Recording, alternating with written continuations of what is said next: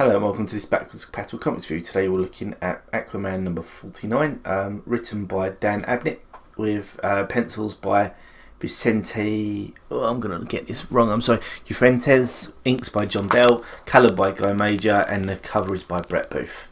There we go. Sorry, I do apologise. I had to read a little bit of that because there's quite a lot of names and I got them wrong anyway, so I do apologise to everyone involved. But basically speaking, so this is Aquaman. It's kind of a nice entry point into the series. Dan Abnett's obviously come onto the writing side, so that's one of the main reasons I admit I'm checking it out, just because we had him on a interview last week and he was very interesting. So, and he did say Disney said Aquaman would be quite cool, so I thought I'll test him at his word and read it. So beginning to start with, coming in as a new reader, you don't really need to know what went before.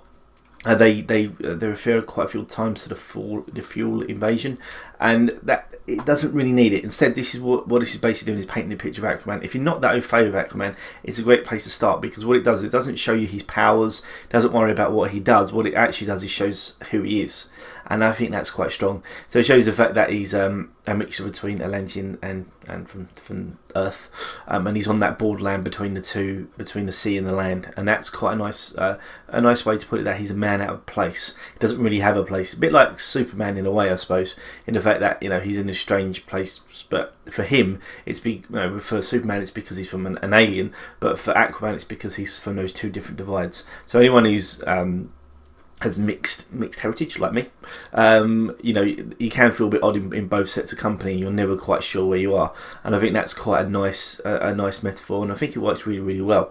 Now, what Abnett does also is he starts to just show you there's little snippets within the story about what's something nasty going on to people. So it's not just a talking, it's a very talky, don't get me wrong, it's a very talky issue, but there are those underlying parts which are a bit like, we're going to talk a bit, but this is going to get a little bit mental, and that's a great thing, I think, because it's always one of those little issues where you don't need tons of action, but you always need that hook to see what's coming, and I think they show it really nicely. The most of the issue, is between Aquaman himself and Mira, as you can see there, and there are certain interplays going on between them, and even as a new reader, you come in and you jump onto it straight away. You can see what's going on, hopefully, and we'll see, and we'll have to see as the series continues. But definitely speaking, Aquaman, again, as a newcomer, it's tons of fun.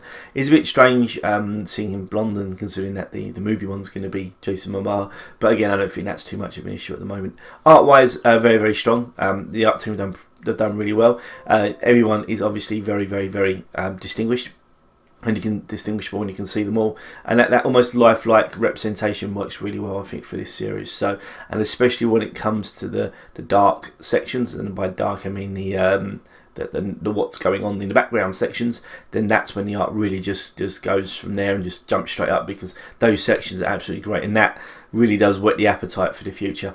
Sorry for that little bit of a pun. So thank you very much for listening. If you're a fan of Aquaman, or you want to pull me up or anything, then please just leave some comments below. Thank you very much. Take care and good night.